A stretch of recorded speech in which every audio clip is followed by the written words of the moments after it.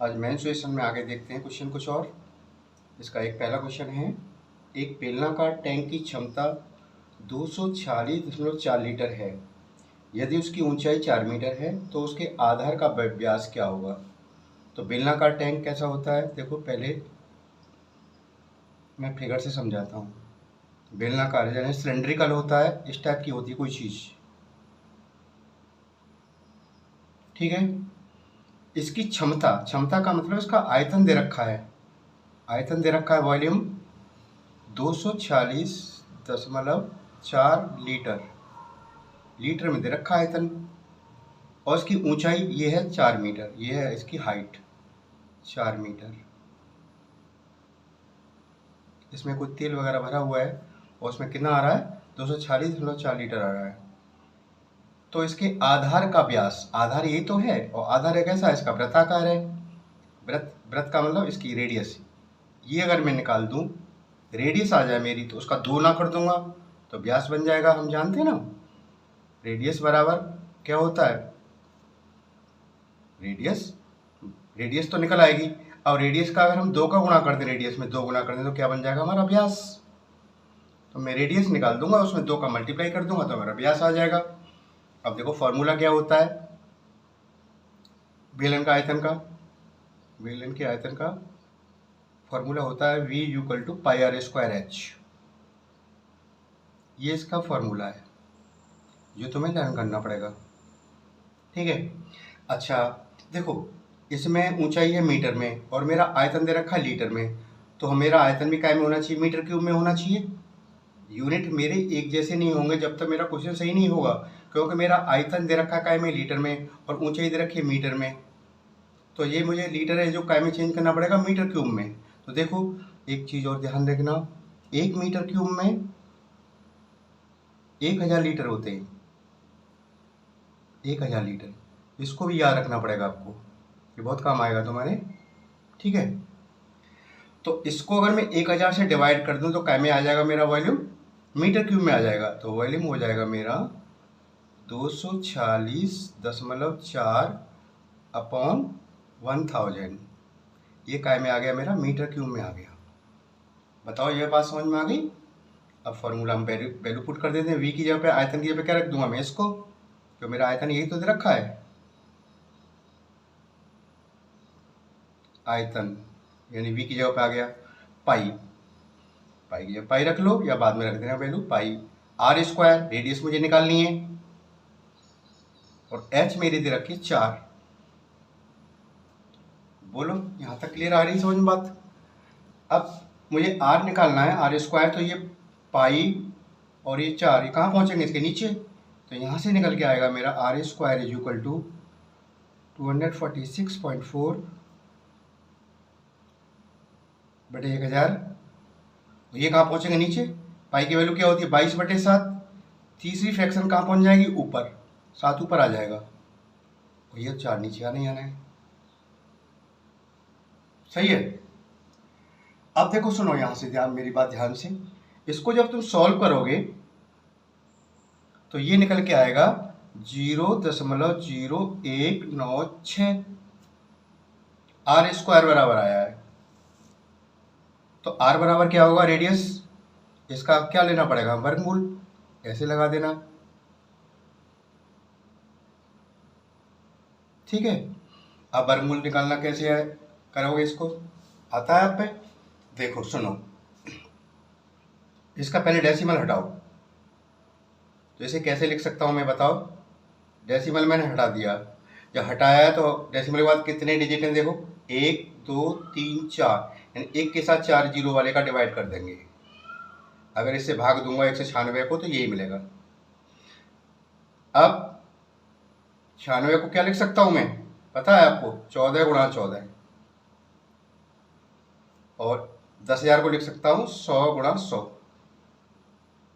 वर्गमूल में हमेशा जोड़ा में से आता है। देखो एक जोड़ा तो ये बन गया, एक ये ये दो जोड़, एक जोड़ा बन गया, नहीं बन गया, इनमें से एक उठा लो, ये हमारी इसका वर्गमूल आ गया। तो r बराबर आ गया 14/100। बताओ ये बात क्लियर हो रही है। अब 100 का भाग दे दो, इसमें 2 जीरो है ना, तो 2 जीरो हैं तो दशमलव के भाग देना होता होगा डायरेक्ट। 2 जीरो तो इधर 2 स्थान छोड़ डेसिमल लगा देना। ये तो 4 छोड़ दिया, 1 छोड़ दिया, यहाँ डेसिमल आ गया। इतने मीटर त्रिज्या आ गई आपकी। और पूछा है उसने क्या है, व्यास। और व्यास पर क्या होता है, त्रिज्या का 2 गुना, यानी 2 गुना त्रिज्या। त्रिज्या मेरी कितनी की निकल के आई है, 0.14, 14 दूनी 28 पॉइंट, यही तो आएगा। इतने मीटर उसका व्यास होगा, उसके आधार का, तो टैंक के आधार का। ठीक है, अब देखो क्वेश्चन नंबर सेकंड।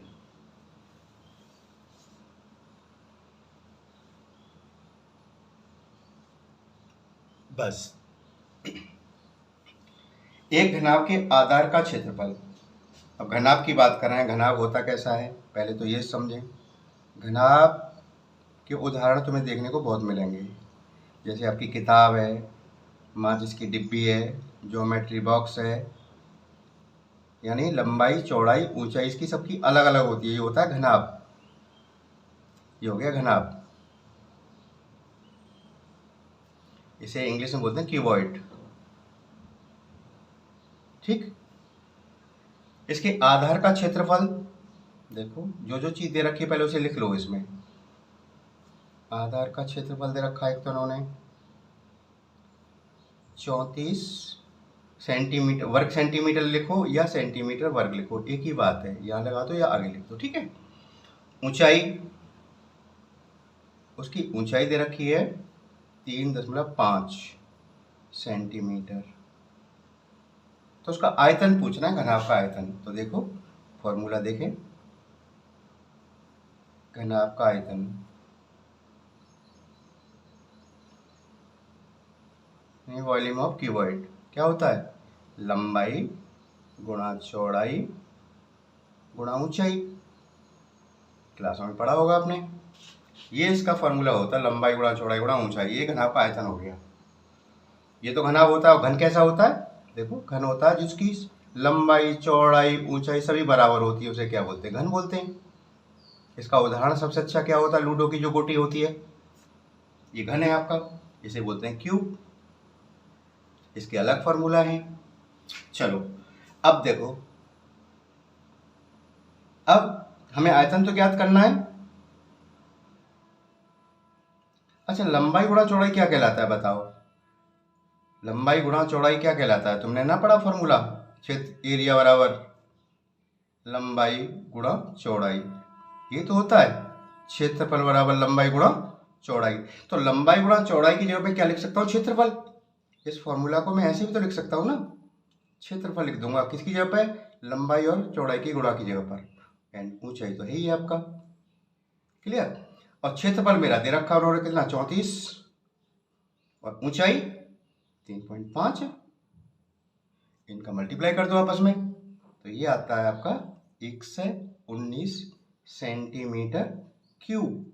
हमेशा याद रखना, वॉल्यूम का मात्रक जो होता है क्यूब में आता है, और क्षेत्रफल का मात्रक काय में आता है, हमेशा वर्ग में आता है। इसको ध्यान रखना है आपको बहुत अच्छे से। ठीक है, ये क्वेश्चन सेकंड भी हो गया आपका। अब देखते हैं क्वेश्चन नंबर थर्ड।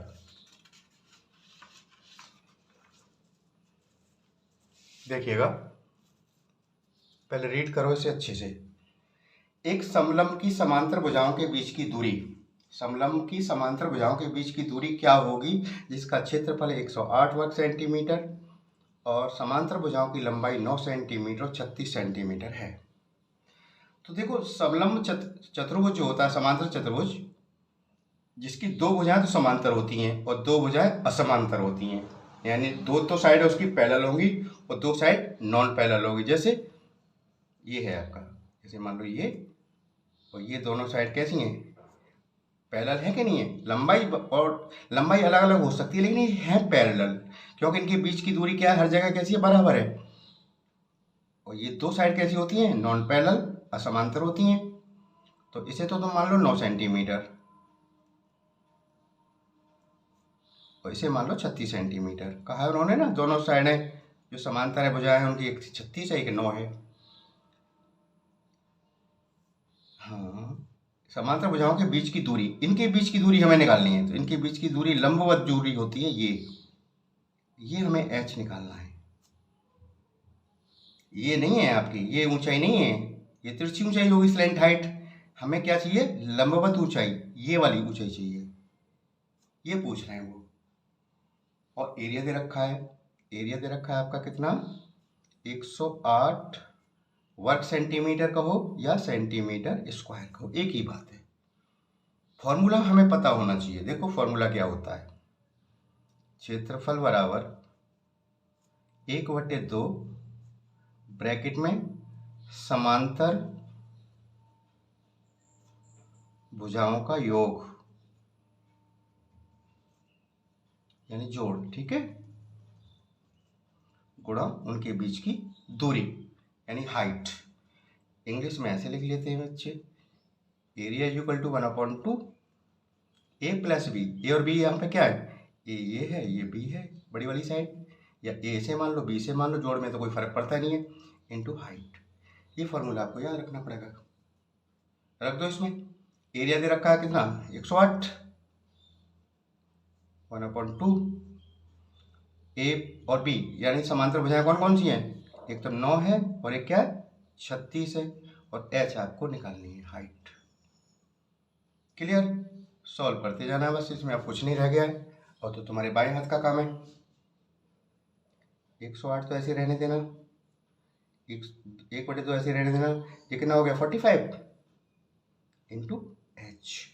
इसके नीचे 1 माने क्रॉस मल्टीप्लाई कर दो, तो 2 तो इसके पास मल्टीप्लाई पहुंच जाएगा, और 45 एच आ जाएंगे एक साइड में, तो 45 इंटू एच इक्वल टू 108 गुणा 2। बोलो ये सही बात है ना भाई? ये यहाँ पहुँच गया, मल्टीप्लाई कर देते। अब इसको h बराबर निकालेंगे तो क्या होगा? ये नीचे पहुँचेगा 45, 108 गुणा 2 बटे 45। बस सॉल्व करना है, इसमें कुछ नहीं बचा है, ठीक है।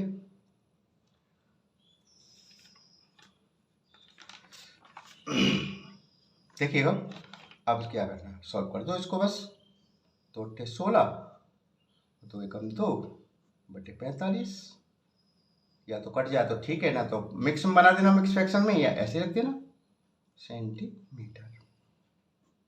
ये इसका आंसर हो गया। मुख्य चीज है इसका फॉर्मूला, समांतर चतुर्भुज का,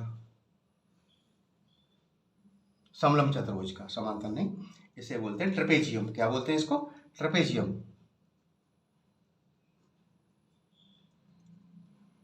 ये ट्रेपेजियम कहलाता है, जिसकी 2 साइडें समांतर होती हैं और 2 साइडें असमांतर होती हैं, और ये इनके बीच की दूरी है, ठीक है। अब करते हैं क्वेश्चन नंबर 4 को सॉल्व। क्वेश्चन नंबर 4 को रीड करते हैं। एक घन का कुल पृष्ठीय क्षेत्रफल, घन की बात आ गई, मैंने अभी बताया था ना घन कैसा होता है, जिसकी लंबाई, चौड़ाई, ऊंचाई बिल्कुल समान होती हैं, वो होता है घन। जैसे जो लूडो की गोटी होती है ना, लूडो खेला होगा ना, ये है आपका घन, इंग्लिश में बोलते हैं क्यूब। इसके उदाहरण है लूडो की गोटी या आइस क्यूब, फ्रिज में जमाते हैं ना, बिल्कुल जिसकी लंबाई चौड़ाई सेम होती है। इसका पृष्ठीय क्षेत्रफल ज्ञात करवा रहा है, जिसका आयतन दे रखा है, आयतन दे रखा है 64 सेंटीमीटर क्यूब। क्लियर? अब हमें क्या निकालना है? इसका पृष्ठीय क्षेत्रफल। तो हमें फॉर्मूला तो पता होना चाहिए। तो घन का पृष्ठ क्या होता है, यानी surface area of cube, surface area of cube होता है 6 इंटू भुजा का स्क्वायर। सही है। अब हमारा कब निकलेगा घन का पृष्ठ? जब मुझे भुजा पता चल जाएगी, यानी इसकी साइड पता चल जाएगी। साइड तो मुझे पता ही नहीं है, और साइड में कहाँ से निकालूंगा? जो मुझे आयतन दे रखा है, घन का आयतन का फॉर्मूला। घन का आयतन क्या होता है बताओ? भुजा का क्यूब, या भुजा गुणा भुजा गुणा भुजा, यानी लंबाई गुणा चौड़ाई गुणा ऊंचाई। और लंबाई चौड़ाई में इसलिए नहीं बोल सकता क्योंकि इसकी सारी साइडें कैसी हैं? बराबर की हैं, इसलिए भुजा भुजा गुणा भुजा, यानी भुजा की घात 3 लिख सकते हैं इसको। अच्छा, आयतन दे रखा है उसने कितना? 64 बराबर भुजा की क्यूब, तो भुजा बराबर क्या होगा, देखो यहाँ स्क्वायर होता है तो सामने वाले का हम लेते हैं वर्गमूल, स्क्वायर रूट लेते हैं। जब क्यूब है यानी पावर 3 है तो क्या लेंगे, इसका घनमूल यानी क्यूब रूट। ऐसे लिख देना एक बार में, क्यूब रूट ऐसे लिखा जाता है, इसको भी समझ लें इस तरह से। यानी इसके मैं टुकड़े करूं तो देखो 4 गुणा 4 हुए नहीं हुए, बताओ, 4 चौक 16 चौक 64। स्क्वायर रूट में वर्गमूल में तो 2 2 के पेयर बनते थे, इसमें 3 का पेयर बनता है पूरा। तो देखो 1 2 3 पूरा पेयर बन गया, नहीं बन गया। इस पेयर में से एक ले लो, कितना आ गई, 4 सेंटीमीटर की भुजा आ गई आपकी। भुजा तो निकाली मैंने। अब तो तुम निकाल दोगे सब कुछ जो पूछ रहा है। घन का प्रश्न निकाल दो, पृष्ठीय क्षेत्रफल। पृष्ठीय क्षेत्रफल बराबर अभी फॉर्मूला बताया था, क्या है, 6 इंटू भुजा का स्क्वायर। बस लगा दो इसमें 6 इंटू भुजा का स्क्वायर, यानी 6 इंटू भुजा कितनी हमारी 4 है, 4 का स्क्वायर। 6 इंटू 4 का स्क्वायर क्या होगा, 4 गुणा 4 ही तो होगा, 4 चौक 16 16 96 96 सेंटीमीटर स्क्वायर। पृष्ठीय क्षेत्रफल हो या क्षेत्रफल हो या वक्र पृष्ठ हो, कभी भी याद रखना वो हमेशा क्या होता है, एरिया होता है। एरिया हमारे काय में निकलता है, वर्ग में निकलता है, और आयतन हमारा काय में निकलता है, घन में। अगर हमारी साइड है सेंटीमीटर में तो घन सेंटीमीटर, मीटर में है तो घन मीटर, किलोमीटर में तो किलो घन किलोमीटर, मतलब उसके लिए क्यों लगाना पड़ेगा। और क्षेत्रफल में हमेशा स्क्वायर आता है, centimetre square, metre square, kilometre square, वर्ग मीटर स्क्वायर, ठीक है। इनकी प्रैक्टिस जरूर करिएगा, इनमें से ही क्वेश्चन आएंगे आपके एग्जाम में। जब बैठोगे आपको यही सारे क्वेश्चन आपको दिखाई देंगे। संख्या बदली होंगी, तरीका नहीं बदलेगा कभी भी, ठीक है। Thank you.